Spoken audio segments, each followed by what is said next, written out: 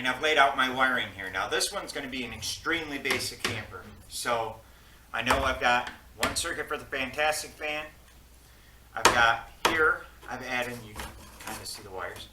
I've added the light for the inside, and then I have one light going to the outside on the curb side for the exterior light.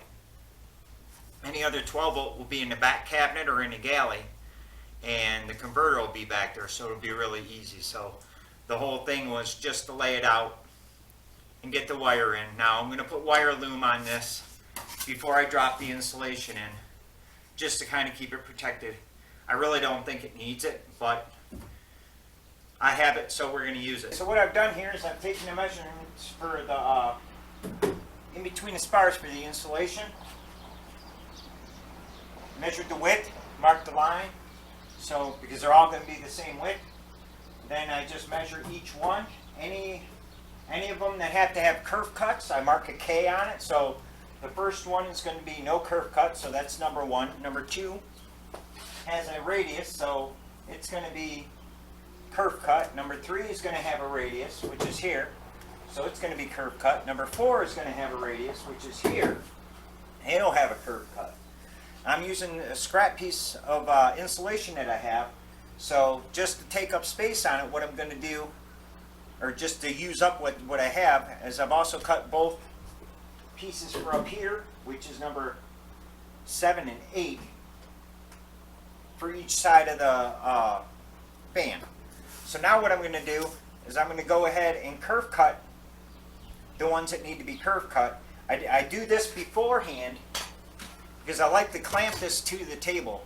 And the reason why I like to do it this way, is because if you try to curve cut just a little itty bitty piece, it has a tendency to get away from you a lot easier. So what I do is I curve cut everything that I'm going to curve cut while the board is still full. I clamp it to the table so it's not moving around. Then I take my circular saw, set the depth to half the thickness of the insulation, and just make curve cuts in the sections that I need curve cuts in.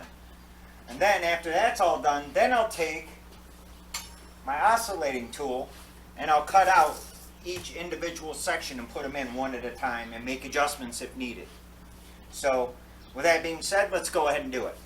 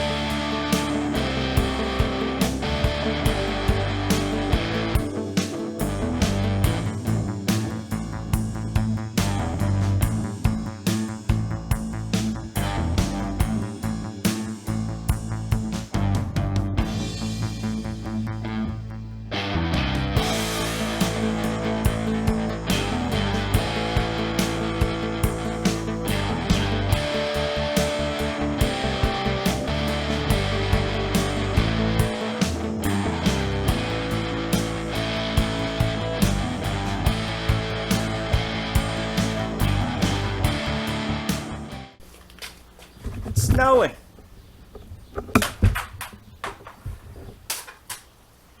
Okay, so I'm going to make sure you can see this.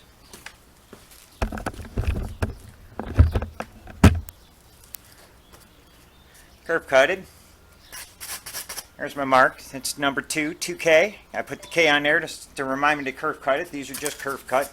You never have to worry about this because this is going to be face down. Big deal. So let me set you back up over there and I'll show you how it goes. Okay, here it is. You see here I marked the 2. Mark the 2. I'm going to take and flip that one around, but because I like to hide the curves. Take it, set it in, get it good at the top, good at the bottom, and then just kind of push it in. It'll take the form.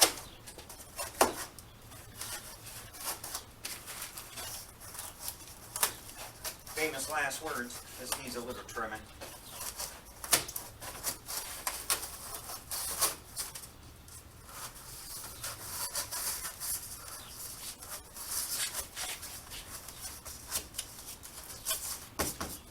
just like that. So now what I'm going to do is I'm going to take, you can see it's marked 7, that's cavity 7, and I'm going to take and just fit all of them real loose and dry. You know, don't push them down. What I'm doing now is on all my spars, I don't know if you can see it here.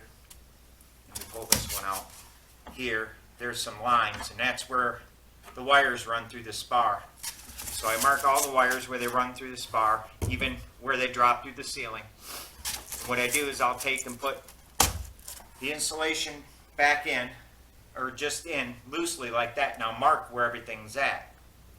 So there's some marks here, there's some marks here for the outside light, and then this wiring runs straight through and then branches off this way for the Fantastic fan. So I'm marking here and over there, and then I'll put this one in, which I'll do right now. So this is 6 and this is cavity 6. So I'll just loosely set that in there, and I'll mark on this side where the wire is and then where it goes into the ceiling. I'm going to do that anywhere there's wiring, and then I'm going to take it to the bench, put these upside down, transfer the marks to the other side, and I'm going to remove some of the insulation so the wires can run in. There'll be a channel from here to here about as wide as the width on the blade of my oscillating tool, and there'll be a little channel that I'll cut in there so the wire has somewhere to go and it's not pinched or pushed down underneath the insulation. You don't get bulges and whatnot. So just kind of laying everything out right now. I got a piece back there I got to mark for electric, and then I will set you up over at the bench and you can watch me do one, and then I'll bring you back and show you what it looks like installed. Okay, so now what I'm going to do, I'm going to move this down just so you guys can see me. I'm going to take one piece at a time. It's marked here and here, and I know it goes this way. So what I'm going to do is transfer that to this side, and it don't need to be exact on. Okay, so we have a mark. Then all I do is take that like that and that. Let's see here, like that, and I'll mark it. Let me show you. Now this is going to be hard because I got a light behind you so you guys can see. But there it is. So then what I'll do is I'll take my oscillating tool and I'll remove all that material. I'll just go about halfway through and remove that material. That way you've got a nice place for your wire to run.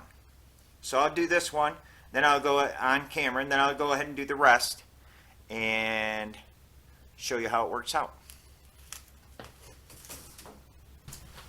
Alright, here's my oscillating tool.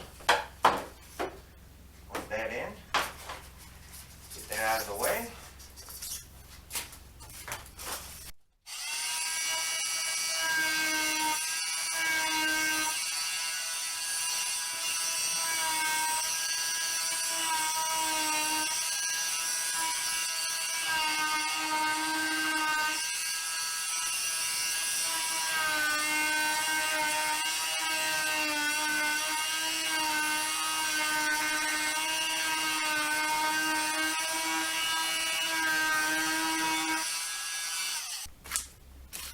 See what that's done.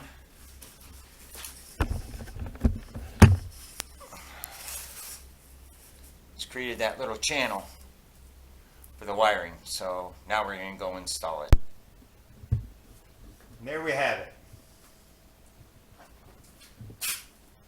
Okay, so now the wire's in the loom, the insulation's in, we're ready to put the exterior wood skin on.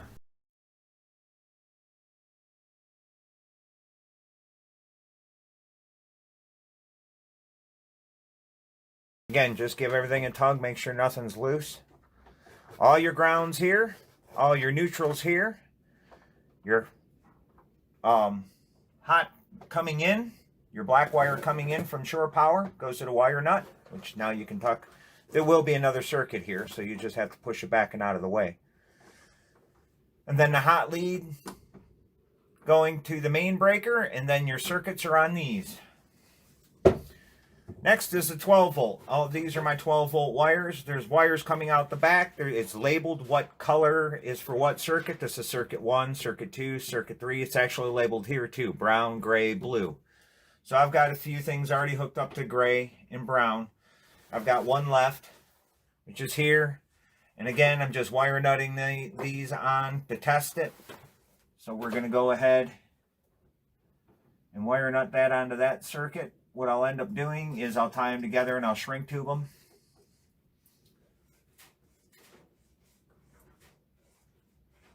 All right, so now I've got all my 12 volt hooked up. These are all my 12 volt grounds. These are the wires that come out of the back. They're color coded and it tells you which circuit they belong to here. So you just put your fuses in here. On this one, this is my fan and this is lighting. I have all LED lighting, so I don't really need more than a 5 amp fuse. These are 7.5s because I got a couple tied together. Right now, they'll all be on their same or on their own circuit when I'm all said and done. But for the demo, that's pretty much it. It's done. Now this is my ground wire because again, it's just temporary and it's grounded to the chassis. So now I'm going to go plug it in and we're going to try it out. Be right back. Okay, I went and plugged it in. Also grabbed a fire extinguisher. Never be too careful.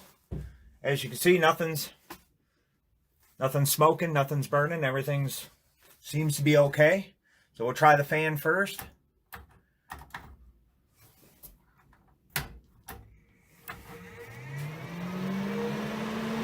We've got a fan. Again, everything just temporary hooked up. Fan's working. So that's working. That's your 12 volt. Let me turn it around here. As you can see, I got a voltmeter on this side, so that's working. So let me set you down here. I'll point you up here. I'm going to take a light that I have and I'm going to go around to all my 12 volt and I'm going to test everything. So black to the ground, red to the black to the ground, red to the hot. We got power. I'm going to take that and do it just like that everywhere in the camper to make sure. Okay. Then we're going to go ahead and turn on 110. Nothing happened, which is good. I only have one outlet hooked up. That's in the front. So let me turn you around and I'll show you. 2 yellow lights means it's wired correctly. So it's wired correctly. That's it. That's your install. Pretty simple, pretty easy. A little disclaimer, if you're not confident 100% that you can do this, don't do it. Pay somebody to do it. It's pretty easy for me, but you guys know I build a lot of them. It's pretty easy really in general.